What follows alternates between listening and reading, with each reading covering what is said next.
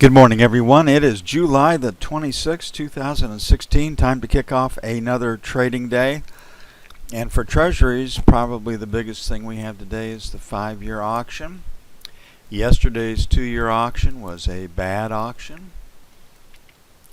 Today's 5-year will probably be a good auction. So, like the buy side better, but we also are in a trading range that you can see right here, with the selling starting in the 8 to 12 area and finishing itself out at 16.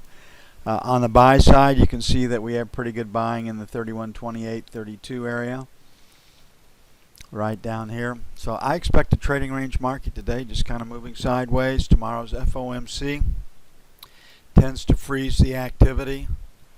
And we got Friday's Bank of Japan, where again everybody expects some stimulus to come into the market, but the last couple of times Kuroda has made an announcement, he has disappointed the market. So that's where we find ourselves today. Today's news: Case-Shiller, housing prices plus 0.4. PMI services 51.3. New home sales 562K. That one could come. I don't know which ways. I don't have a feel for it. Sometimes they're up, sometimes they're down. Consumer sentiment at 96. That one could actually, with the new highs in the stock market, could come in better than expected. And Richmond Fed last month was -7. So the news focus today will be new home sales. Right here, the direction of the E-mini.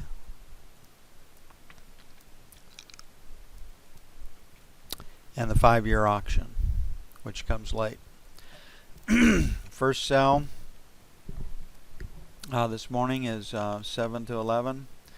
Obviously would like to get it done closer to 12 as possible. 15 to 19, sell 2. On the buy side, the buck to 04. And 25 to 29.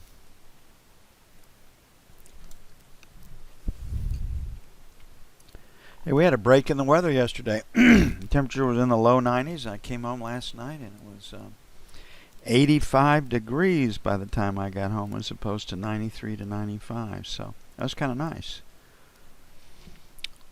That I can handle. The rain went north of us. Got a lot of rain north of us again.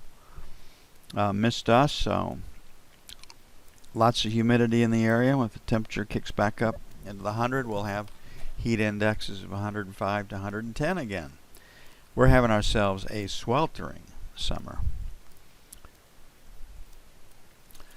Okay, looking at the bond, my bias is to the upside. We're at the resistance right now, so 16 to 20 be the first little band of resistance. 23, 27 allows them to get stops above that high and that high. Sell 1. 31 to 03, sell 2. On the buy side, 4 to 8, number 1.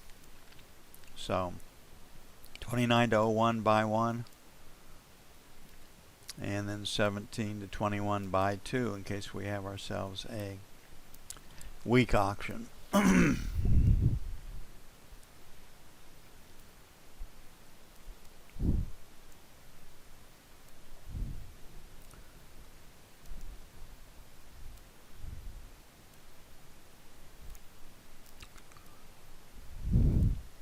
Gold was up a little bit overnight.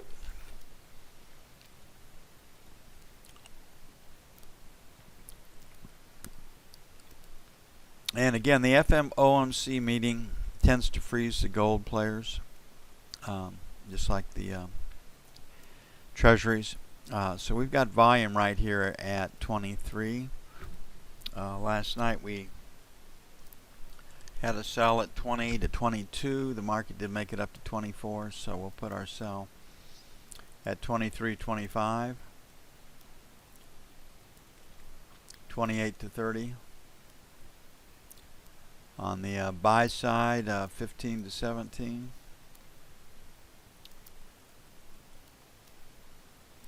And look for pretty tight range today. Maybe you have a $5 range for the day session when it's all said and done.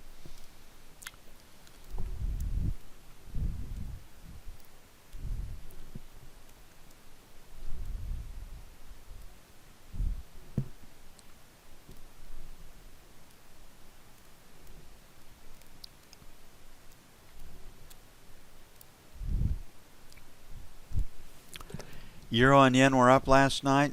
Dollar's down a little bit.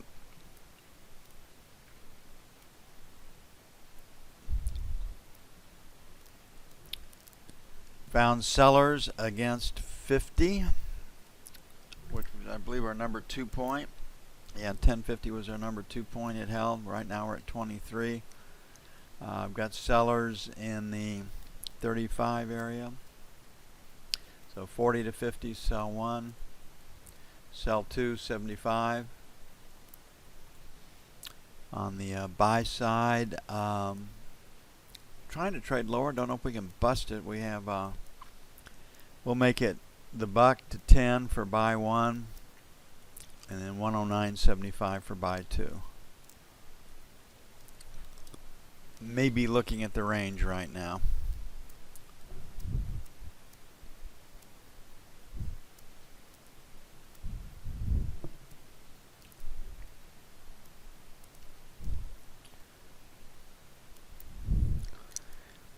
Crude is selling. There was a couple articles yesterday. The reason the stock market was down was because of weakness in crude.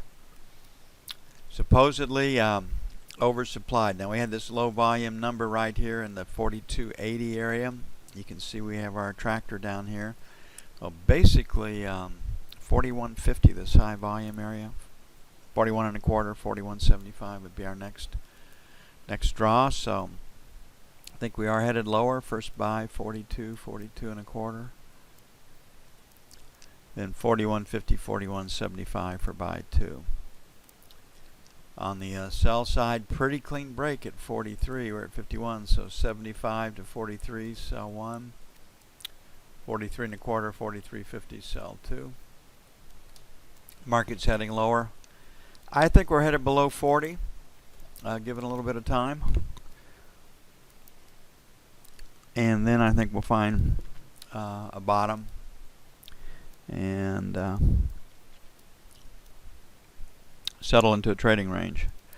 And the reason I say that it looks like it's bottomed is that the cost of production is basically 45 bucks a barrel, and you don't get a lot of long-term selling. The selling, the hedging that stays with the market for a long time. You get spec selling, but when you get down to the cost of production, it's, unless you have the rest of the production side hedging and selling, you just take away a component of the market. Makes it difficult to sustain it. So let's hope that the low is in. Boy, I hope the low is in, just because from an economic standpoint. Okay, here is the E-mini, and 50 is probably plus or minus pretty good support, and 65 plus or minus is pretty good resistance, and pretty quiet market, and it tends to be quiet in the FOMC. The bias into an FOMC announcement is to the upside. So 64, 67, sell 1, 69, 74, sell 2. On the buy side, 55, 57, buy 1. 50, 52, buy 2. Quick review of the news. Case-Shiller plus 0.4. PMI services 51.3. The PMI numbers have been coming in higher than forecast. New home sales, the hard piece of news today, 562. I don't have a feel for which way it could trade. 96 for consumer confidence. Could come in higher than forecast given the strength in the stock market. Based on the rest of the economics out there,